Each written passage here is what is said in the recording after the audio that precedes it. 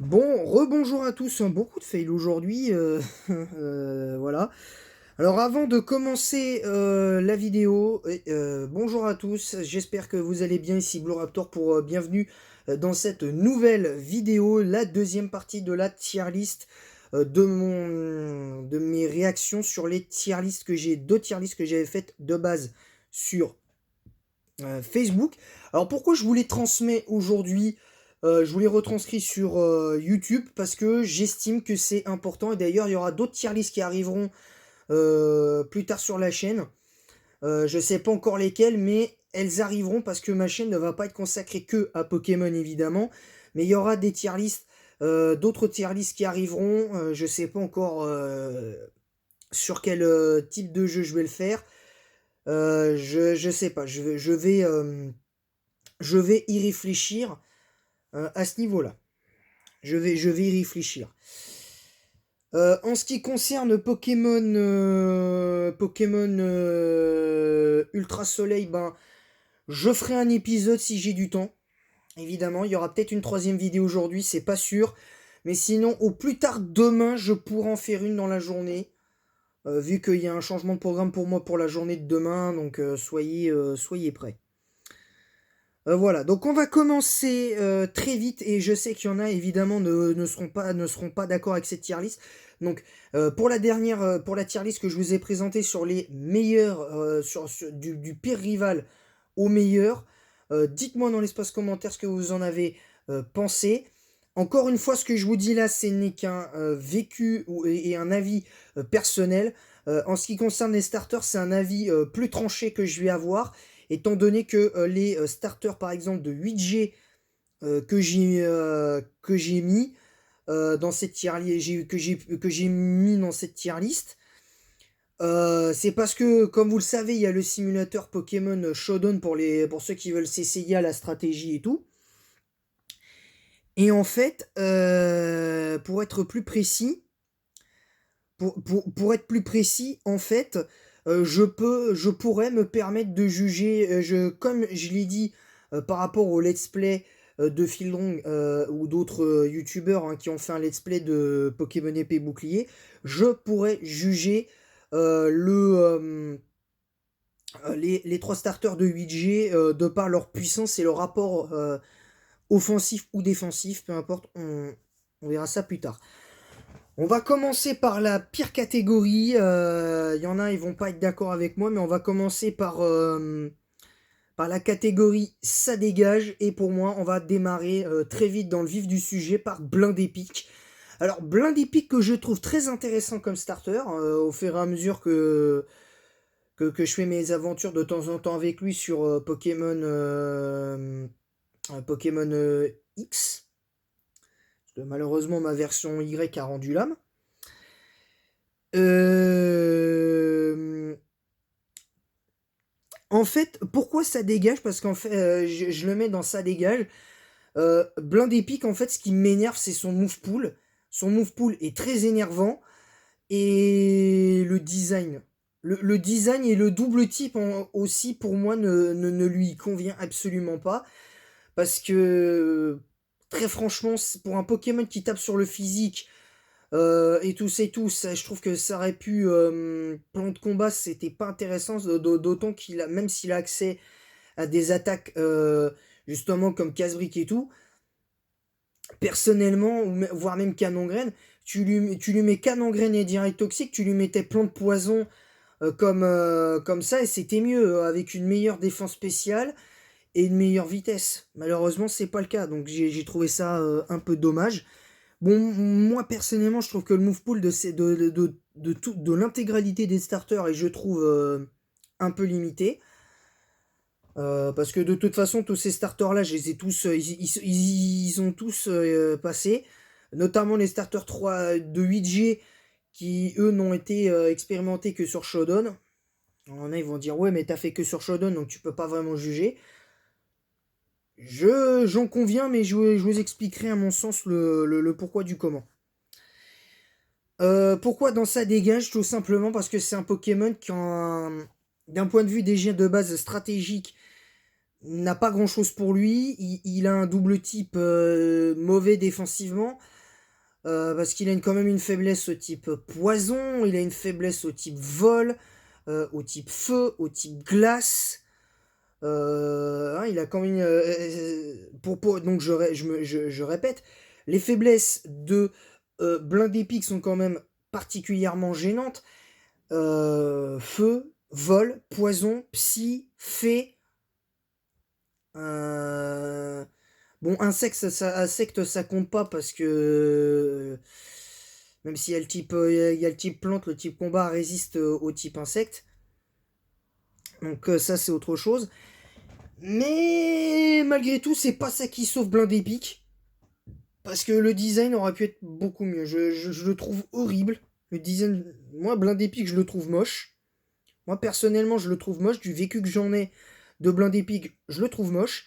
Mais par contre, faut reconnaître que quand tu sais le jouer, il tape comme un sourdingue. Il tape très fort ce Pokémon et ça, je trouve ça cool. Ça, je trouve ça cool. On va passer ensuite très brièvement à Clamiral. Pourquoi je le mets devant dans la catégorie ça dégage? Parce que lui, ça dégage, mais pas complètement. Parce que le design pour moi est bon. Le design est bon. Je le mets dans ça dégage dans le sens parce que le move pool de ce starter, c'est le pire move pool avec Meganium. Hein. C'est le pire move pool avec Meganium.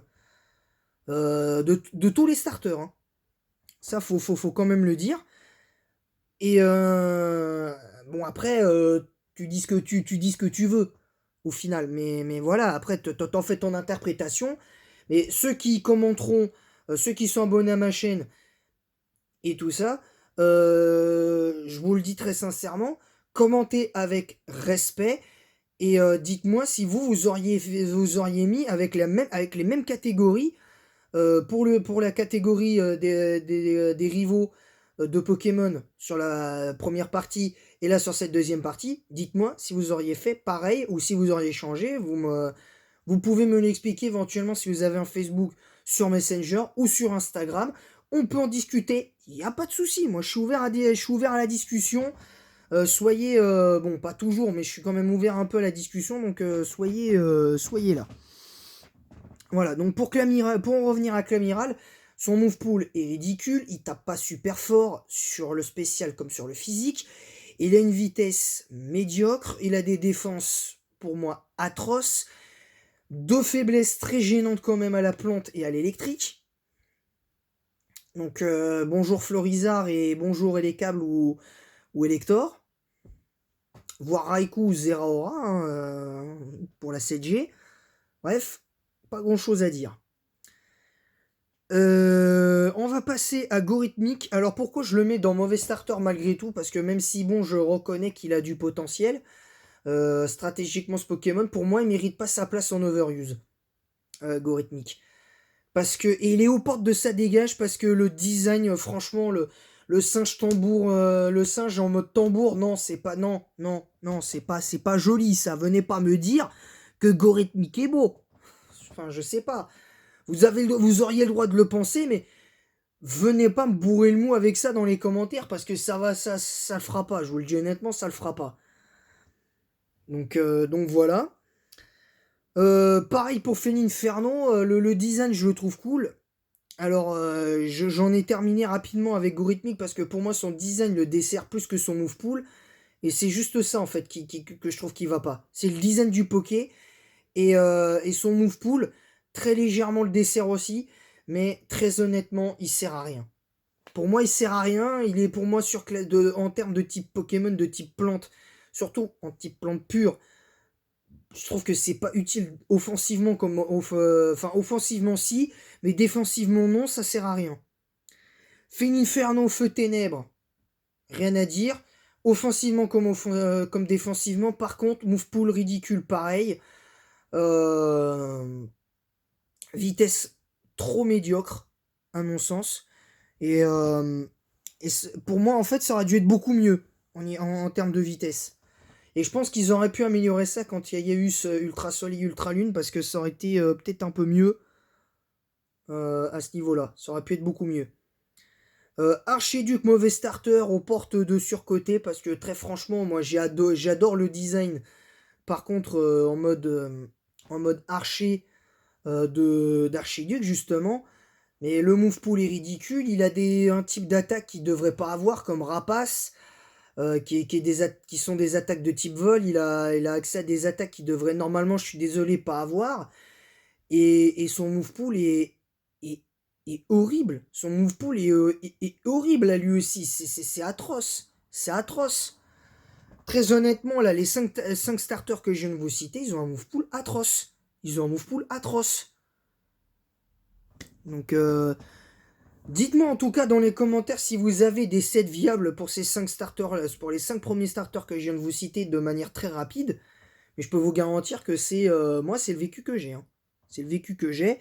Et par rapport à Gorithmic, encore une fois, je tiens à préciser que par rapport à Gorithmic, c'est à cause de Shodan que je dis ça. Parce que si j'avais pas testé la 8G Overuse sur le simulateur Shodan, j'aurais peut-être tenu un autre discours, mais c'est pas le cas. C'est clairement pas le cas. Donc voilà.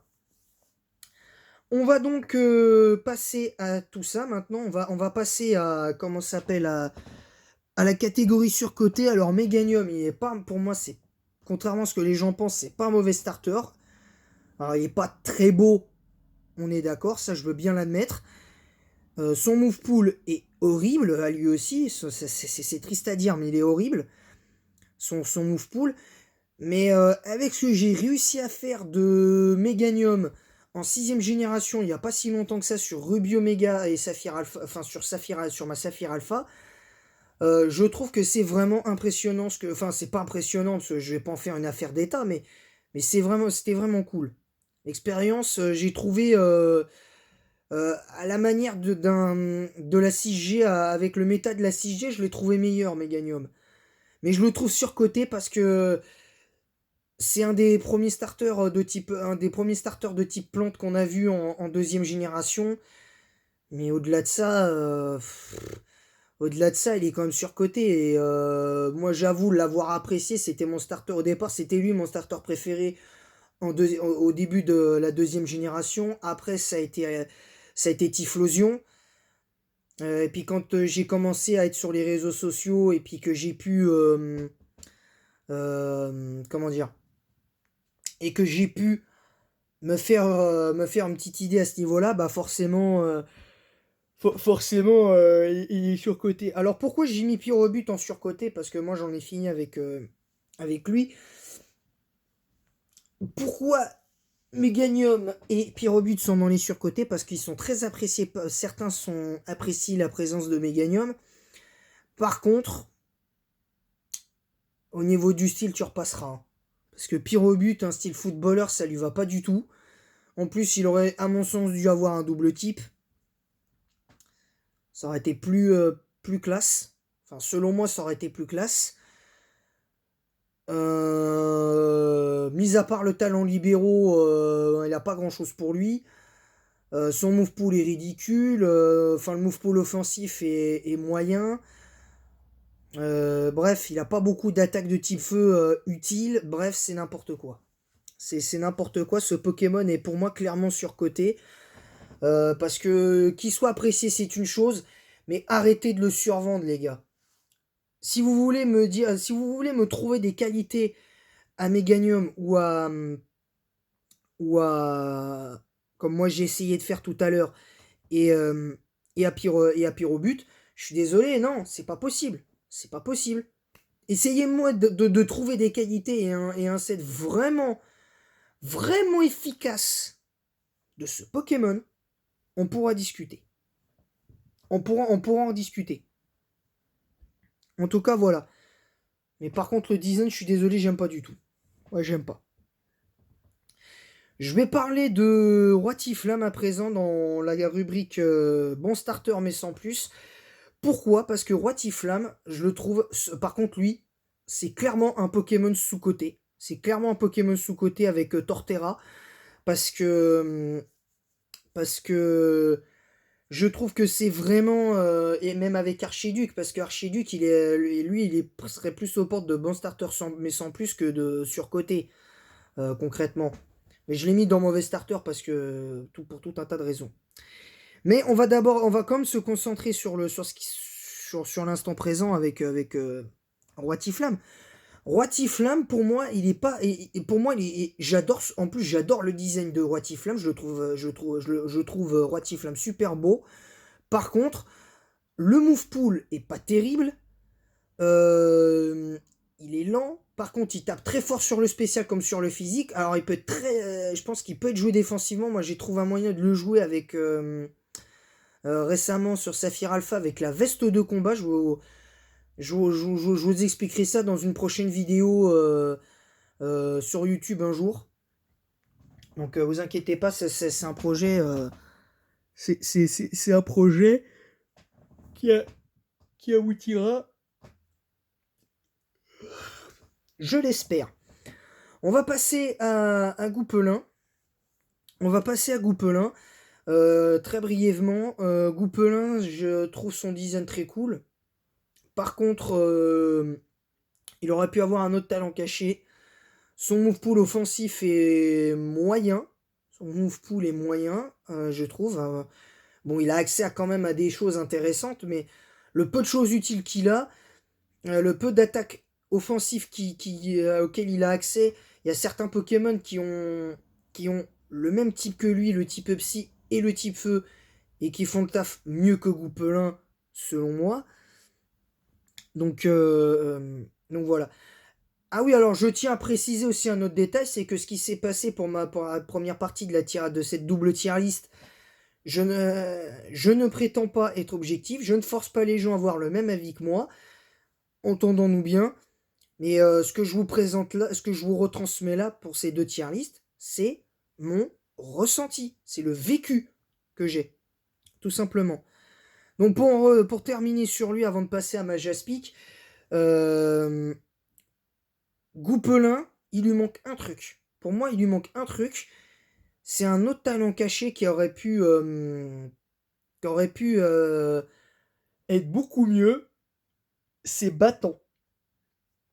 Parce que un Goupelin, tu changes son talent caché, tu lui mets battant, mais il serait au poil ce Pokémon. Il serait au poil ce Pokémon. Franchement, il serait bien. Il serait peut-être même plus haut dans le classement. Il serait peut-être pas dans mes starters préférés, mais il serait quand même dans très bons starters, je pense, large. Clairement. On va passer à Majespic. Pourquoi très bon starter? Vous l'aurez compris. Move pool, certes, moyen également. Statistiques correctes, mais pas faux folles. Une statistique de vitesse à peu près correcte. Des offenses médiocres. Un bulk moyen. Mais ce qui le renforce, c'est déjà son cara design, c'est ce qui le rend vraiment bon. Rien que ça, c'est son design déjà. C'est son, c'est sa capacité à être joué à la fois sur le physique comme sur le spécial. C'est vraiment cool. Et puis le fait qu'il ait accès à contestation comme talent. Oh, oui. Le fait qu'il ait accès en combinaison à contestation avec une combinaison avec tempête verte, ça en fait un foudre de guerre, mais total. Mais je le mets pas dans meilleur starter pour la simple et bonne raison que je trouve que plus on avance en année et moins Vipelliard me réjouit. Enfin, moins Majaspic me réjouit quelque part. Donc c'est... Bon, après, je rejouerai ce Pokémon, mais il sera solide, très bon starter, je pense. Mais voilà. Alligature, très bon starter. Moi, j'adore le design d'Alligature. Je voulais en revenir rapidement. Il a un move pool, par contre, contrairement à certains starters de 2J, je trouve que son move pool offensif est intéressant. En plus, il a des défenses pas dégueulasses. Il a des défenses qui sont pas dégueulasses. Il a une vitesse adaptée, qui est vraiment adaptée à l'aventure et même en stratégie, je trouve qu'il est vraiment adapté. Il y a une team strat. Bien que j'essaie de me lancer à la stratégie aussi.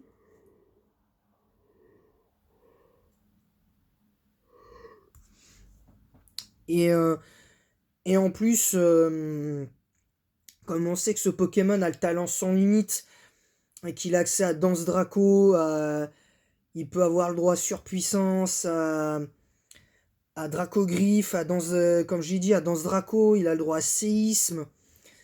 Il peut être joué avec Crogif, Cascade, Machou, enfin bref. Il peut même être joué sur le spécial. En timide ou en modeste, peu importe, on s'en fout, mais il est là le machin. Pour moi, il est incroyable ce Pokémon. Dans sa présence et de ce qu'il apporte au jeu. Je trouve que c'est plutôt pas mal. Après, comme j'ai dit,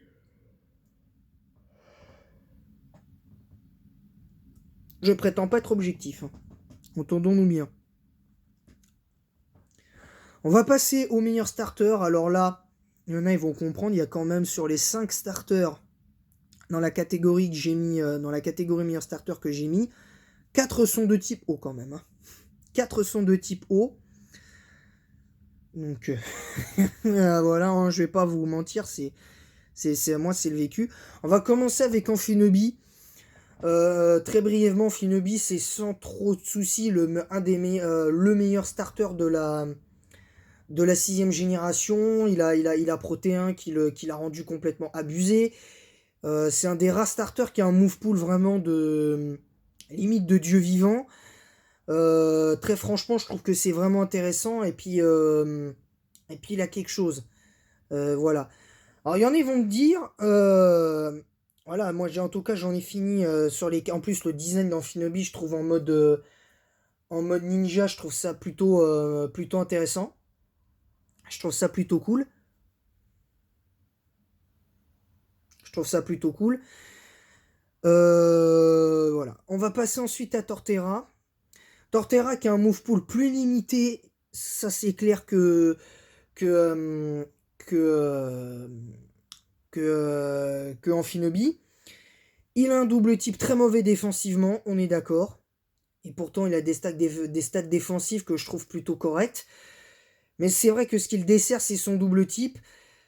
Plan de sol, sa vitesse particulièrement moyenne. Mais jouez-le en 4ème génération, même sans distorsion, je peux vous le garantir, si vous savez le jouer et le placer au bon moment, il fait un taf monstre. Et d'ailleurs, ma dernière aventure avec lui, bon, j'avais pas vraiment eu l'occasion de le reset, je lui avais eu nature neutre. Il a fait un de ses tafs, celui-là, et j'ai éclaté les 8 arènes, rien qu'avec lui à la ligue, j'ai rétamé le conseil 4, les doigts dans le nez. Cynthia, la moitié de l'équipe de Cynthia, elle a souffert elle a succombé, la moitié de l'équipe de Cynthia, elle a succombé devant Torterra. Donc bref, même s'il a fini par perdre face à Milobellus, en tout cas dans mes souvenirs, voilà quoi. Mais je trouve que c'est quand même un starter qui est clairement sous-coté parce que, bon après le design on peut en discuter du design, mais je trouve que c'est vraiment un starter qui est cool. Moi je trouve que c'est un starter qui est cool, en plus il peut te bon, il va pas te servir de CS Save quand même, parce que force, éclat rock, escalade, faut peut-être pas pousser non plus.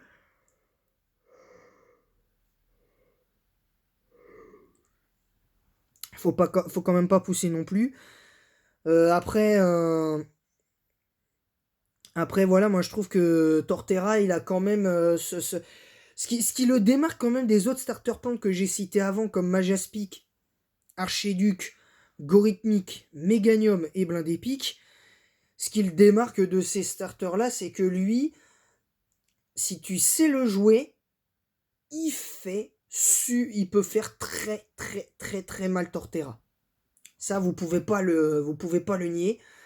Il y en a, ils diront dans les commentaires, mais on sait, Torterra, c'est un mauvais starter, comme Méganium et comme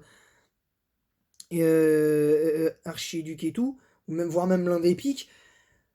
Mais il faut savoir que c'est pas ça le plus important. C'est de savoir ce que toi tu en fais quand tu le joues. C'est plus important. Très brièvement, on va parler de Tortank. Je le mets dans meilleur starter parce que je trouve que mes dernières aventures avec lui sont de mieux en mieux, personnellement. Il y a quelques temps, j'aurais fait une tier list de ce genre, je l'aurais mis dans ça dégage, parce que très franchement, il me décevait systématiquement et c'était pas acceptable.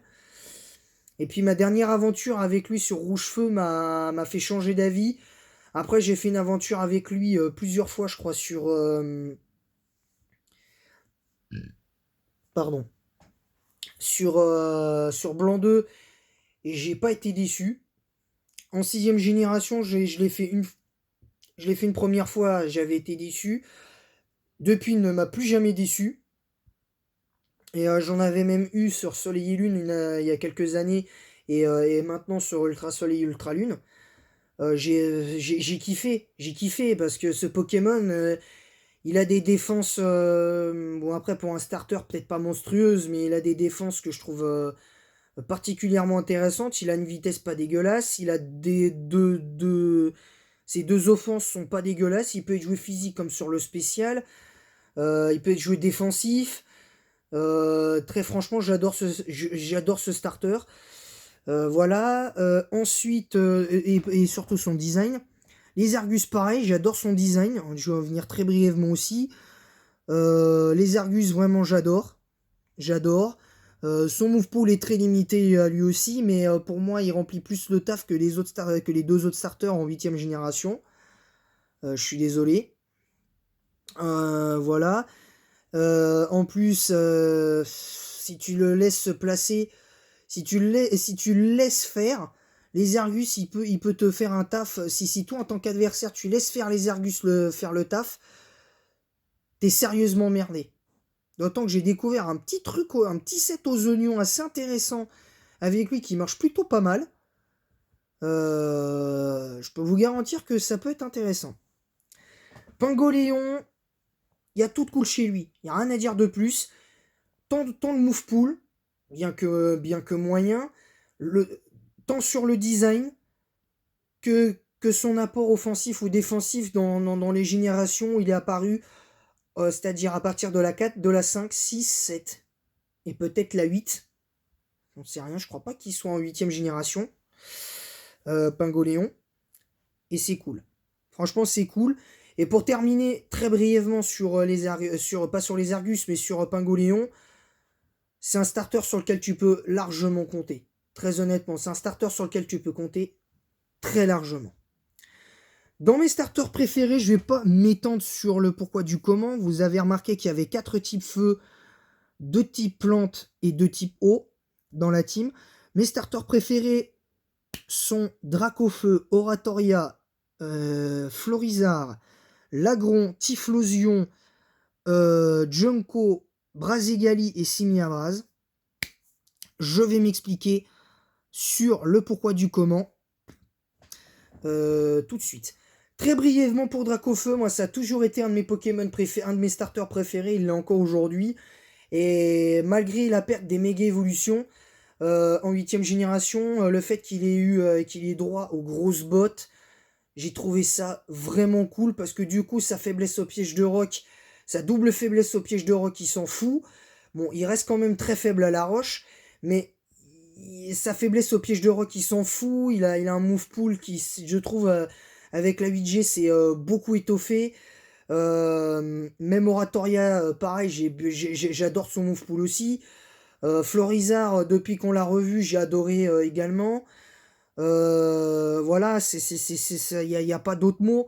Sur ces 3 starters-là, voilà. Lagron, son histoire, sa manière d'être joué, j'ai kiffé. Bon, après, je crois pas qu'il soit en 8ème génération. En ce qui concerne Typhlosion, moi j'adore ce Pokémon, j'adore son design. Après, il a un move pool très limité. Ça, c'est une évidence, mais avec ce que j'ai réussi à faire de lui récemment, ben, je dis pas qu'il est meilleur, je dis pas que c'est le meilleur, mais voilà, moi, c'est le vécu.